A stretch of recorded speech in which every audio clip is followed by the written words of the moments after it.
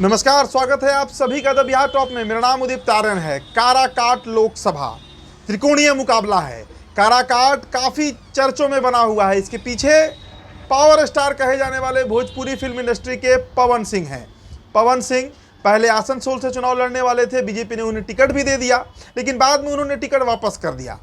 अब वो काराकाट में चुनाव लड़ने का कई दिनों पहले ही ऐलान कर चुके हैं। अब देखिए, वहाँ पर एक तरफ उपेंद्र कुशवाहा है तो दूसरी तरफ राजाराम सिंह कुशवाहा है महागठबंधन से। कांटे का मुकाबला बताया जा रहा है और इसके पीछे कारण है पवन सिंह। देखिए, पवन सिंह को लेकर अभी कुछ ही दिन पहले भाजपा के सांसद और दिल्ली के पूर्व अध्यक्ष रहे दिल्ली बीजेपी के मनोज तिवारी जो हैं, उन्होंने कहा कि पवन मेरा छोटा भाई है और उसको हम समझाने का प्रयास करेंगे। लेकिन इस बात को सिरे से पवन सिंह काट देते हैं। कहते हैं कि हम राष्ट्रवादी जरूर हैं, लेकिन किसी भी कीमत पर काराकाट नहीं छोड़ेंगे। जिसके बाद एनडीए खेमे में टेंशन भी बढ़ी। अब देखिए, जो कल पवन सिंह ने एक भाषण दिया है, उसमें जो बातें उनके द्वारा कही गई हैं, उसके बाद अब चर्चा इस बात पर होने लगी है कि क्या पवन सिंह कहीं बैक तो नहीं करेंगे, मतलब क्या वो काराकाट सीट छोड़ेंगे तो नहीं। लेकिन इसके साथ ही साथ एक और चर्चा होने लगी है कि अगर पवन सिंह काराकाट जीत जाते हैं तो क्या वो बीजेपी की सदस्यता ले लेंगे, मतलब क्या वो बीजेपी के सांसद के तौर पर जाने जाएंगे। क्यों चर्चा हो रही है, पवन सिंह ने ऐसा क्या कह दिया, वो आपको हम बताते हैं। देखिए, पवन सिंह कल भाषण दे रहे थे और इस दरमियान उन्होंने जमकर नरेंद्र मोदी की तारीफ कर डाली है। उन्होंने कहा है कि भविष्य की रक्षा जो करेगा उसे ही वोट देना है। पवन सिंह ने लोगों से आह्वान किया कि चुनाव में आपको वह बटन दबाना है जो आपके भविष्य की रक्षा कर सके, आपको आगे बढ़ा सके, इसलिए सोच समझकर मतदान करें। और इसके बाद ये चर्चा बड़ी जोर हो गई कि आखिरकार किसकी तरफ इशारा कर रहे हैं पवन सिंह। साथ ही साथ आपको बताएं कि उन्होंने कहा कि प्रधानमंत्री मोदी देश का विकास कर रहे हैं। हम सभी की जिम्मेदारी है कि स्थानीय स्तर पर विकास कार्यों में सहयोग कर उनके प्रयासों को आगे बढ़ाएं।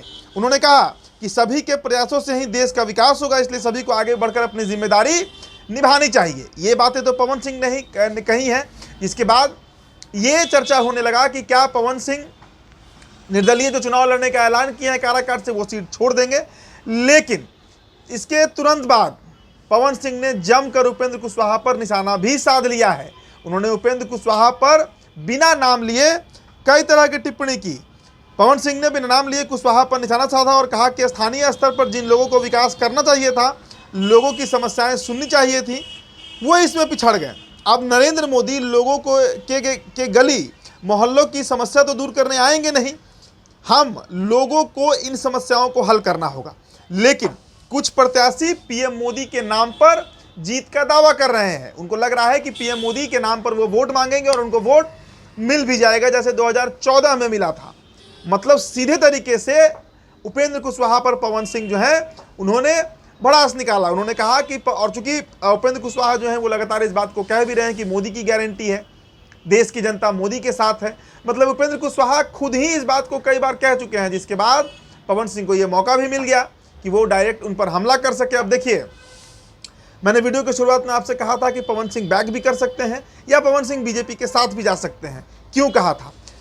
अगर पवन सिंह बैक करते हैं, क्योंकि पीएम मोदी की काफ़ी तारीफ कर रहे हैं, तो इसका साफ मतलब होगा कि उपेंद्र कुशवाहा की जीत जो है वो सीट से सुनिश्चित हो जाएगी।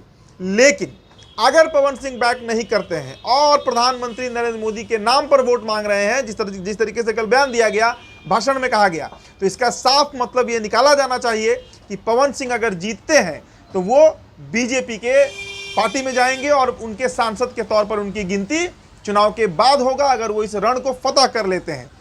तो इसके बाद काराकाट में एक और बड़ी समस्या उपेंद्र कुशवाहा के लिए खड़ी हो सकती है, क्योंकि जो बीजेपी के कैडर वोटर हैं वो इस बार थोड़े नाराज भी हैं, चूंकि महाबली सिंह जो 5 साल सांसद रहे हैं वहाँ पर, उनके द्वारा कोई ऐसा काम नहीं किया गया। हालांकि उपेंद्र कुशवाहा ने अपने टर्म में तो कुछ ऐसा काम, डालमिया नगर फैक्ट्री का ही उदाहरण लें तो उस मुद्दे को उन्होंने संसद में उठाया था।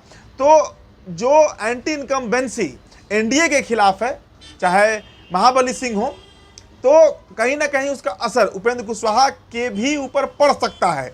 और पवन सिंह की एंट्री के बाद वहाँ के मतदाताओं को एक विकल्प भी मिला है कि पवन सिंह, और चूंकि राजपूत जाति से भी आते हैं, राजपूत का समीकरण भी है वहाँ पर, बीजेपी के जाति समीकरण भी है, तो ऐसे में ऊंट किस करवट बैठेगा? क्या पवन सिंह बैक करेंगे काराकाट में, या फिर पवन सिंह जीत कर बीजेपी के हाथ को मजबूत करेंगे। ये दोनों कंडीशन है, क्योंकि पवन सिंह के भाषण के बाद इस तरह की चर्चा बिहार के राजनीतिक गलियारों में तेज हो चली है। फिलहाल इस खबर में इतना ही। मेरा नाम उदित तारन है। बहुत बहुत शुक्रिया।